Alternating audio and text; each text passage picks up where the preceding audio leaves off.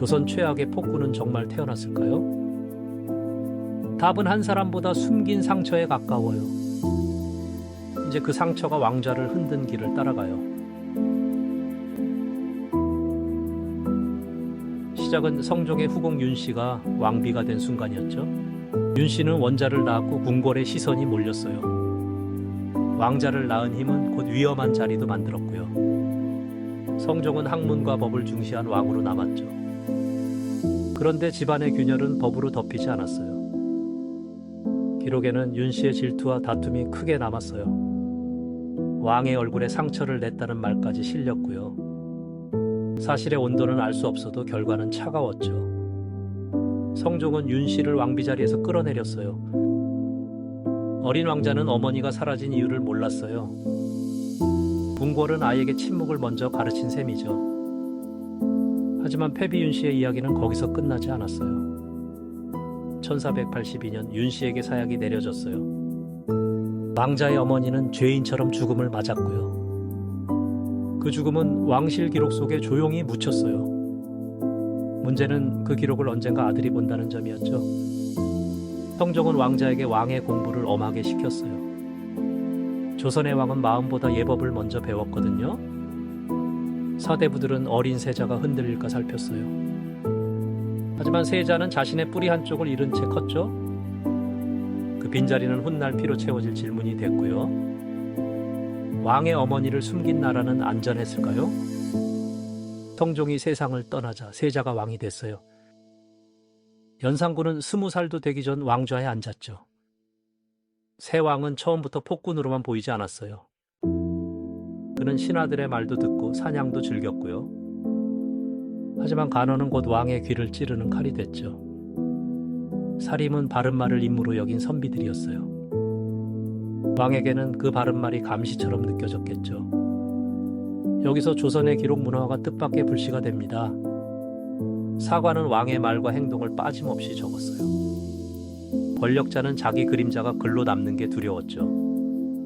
그 두려움은 곧 선비들의 목숨값이 됐어요. 1498년 무오사화가 터집니다. 불씨는 김일손의 사추 한 대목이었어요. 김일손은 사림 쪽 젊은 사관으로 기록돼요. 그가 적은 글엔 김종직의 조의 제문이 있었죠. 김종직은 후대 사림의 스승으로 존중받았고요. 문제는 그 글이 세조의 왕위 찬탈을 빗댔다는 점이에요. 왕실의 정통성을 건드린 글은 폭탄이었죠. 연산군은 글 한 줄을 반역의 씨앗으로 읽었어요. 그 순간 기록은 진실의 창고가 아니라 덫이 됐죠. 김일손은 잡혀갔고 사림은 줄줄이 엮였어요. 이미 죽은 김종직의 무덤까지 파헤쳐졌어요. 죽은 스승도 산제자도 피할 곳이 없었죠. 죽은 사람의 무덤까지 벌한 왕 지나쳤을까요? 모사와는 왕과 사림의 첫 큰 충돌이었어요. 연산군은 이때부터 간언을 적의 말로 보기 시작했죠. 겁먹은 조정은 침묵을 안전한 선택으로 배웠고요. 왕권은 세졌지만 왕의 귀는 더 좁아졌어요. 백성에게 필요한 정치는 이제 궁중의 분노에 밀렸죠. 그럼에도 조선 기록은 멈추지 않았다는 게 놀랍죠. 칼 앞에서도 적는 손이 남아 있었다는 뜻이에요. 하지만 기록이 남을수록 왕은 더 예민해졌고요. 왕의 사생활을 말린 신하들도 표적이 됐어요. 연회와 사냥은 점점 정치 문제로 커졌죠. 이제 남은 불씨는 어머니의 죽음이었어요. 1504년 궁궐의 숨은 문이 열리기 시작했어요. 연산군은 어머니 윤씨의 죽음을 더 자세히 알게 됐죠. 사약, 폐위, 침묵이 한꺼번에 왕을 덮쳤어요. 왕은 슬픔을 법이 아니라 복수로 바꾸었고요. 갑자사화는 그렇게 더 넓고 잔혹하게 번졌어요. 윤씨 폐위에 관여한 사람들의 이름이 불려나왔죠. 이미 늙었거나 죽은 사람까지 죄가 되살아났어요. 궁궐의 여인들도 안전하지 않았다는 게 더 무서워요. 연산군은 왕실 어른들에게도 칼끝을 돌렸죠. 인수대비는 성종의 어머니이자 궁중 어른이었어요.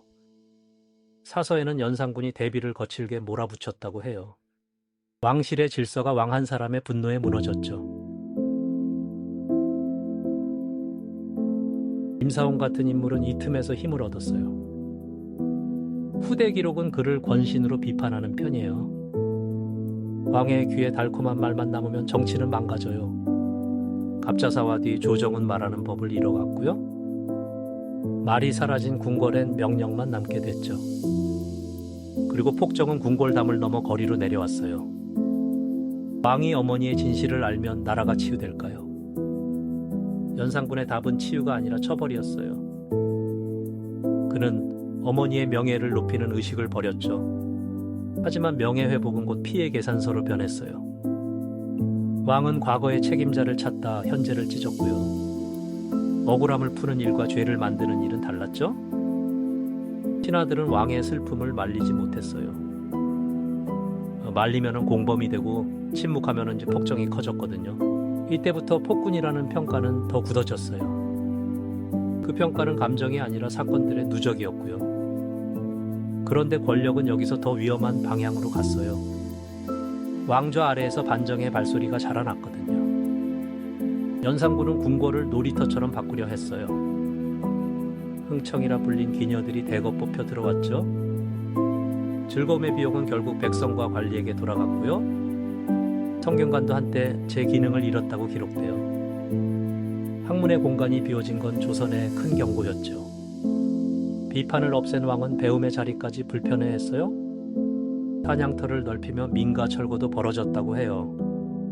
왕의 취향이 누군가의 집을 밀어낸 셈이죠. 폭정은 늘 큰 명령보다 작은 삶에서 먼저 보였어요. 그래도 조선 사회는 완전히 무릎 꿇지 않았죠. 낮에는 침묵해도 밤에는 다음 선택이 논의됐어요. 반정은 하루아침 분노가 아니라 쌓인 결론이었고요. 박원종, 성희안, 유순정이 움직이기 시작했죠. 그들은 공신으로 남지만 시작은 위험한 도박이었어요. 실패하면 반역이고 성공하면 나라를 바로잡는 일이었죠.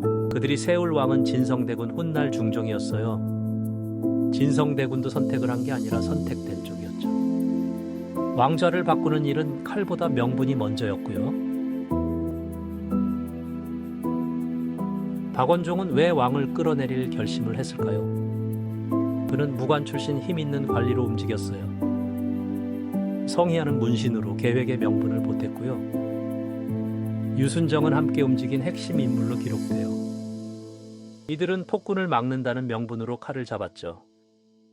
하지만 반정도 권력투쟁이라는 그늘을 지녀요? 역사는 그 복잡함까지 함께 보라고 남아있죠.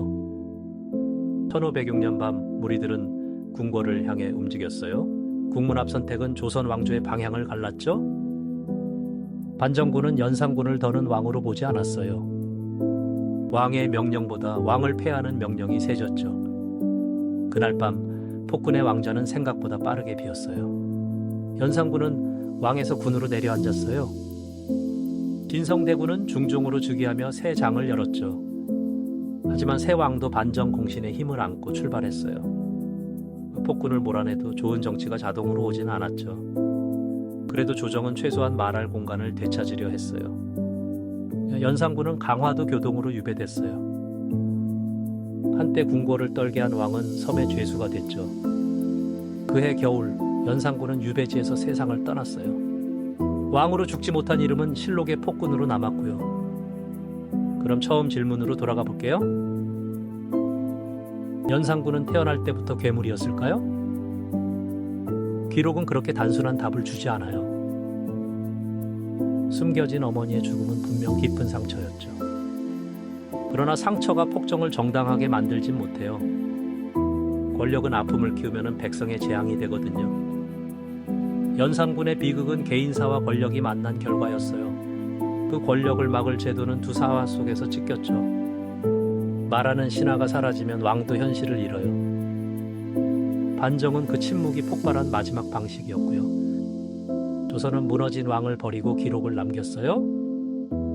그 기록 덕분에 우리는 폭정의 과정을 볼 수 있죠. 한 사람을 욕하는 것만으로는 역사가 짧아져요. 왜 막지 못했는지 묻는 순간 배울 게 생겨요. 왜 말이 끊겼는지 보면 오늘의 권력도 보이죠. 상처받은 사람이 권력을 쥘 때 더 조심해야 해요. 상처는 이해할 수 있어도 폭력은 판단해야 하죠. 연산군 이야기가 오래 남은 이유도 거기에 있어요. 역사는 현재의 거울이라고들 하죠. 사실을 알고 옳고 그름을 스스로 판단하는 것. 그게 우리가 역사를 공부하는 진짜 이유 아닐까요?